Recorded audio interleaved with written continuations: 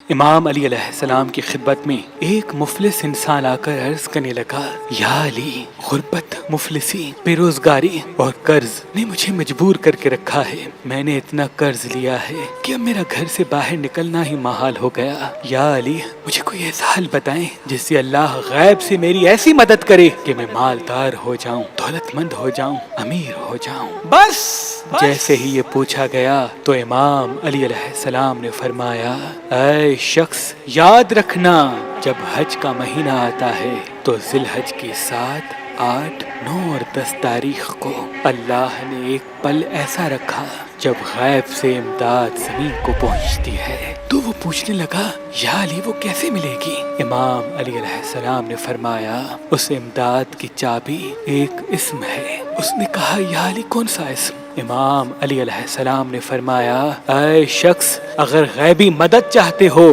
تو ذی الحج کی 7، 8، 9 اور 10 تاریخ کو مغرب اور عشاء کے درمیان آسمان کو دیکھ کے 7 مرتبہ اس اسم کو پڑھا کرو، یا رزاق و یا رحمان، یا معز و یا غفار۔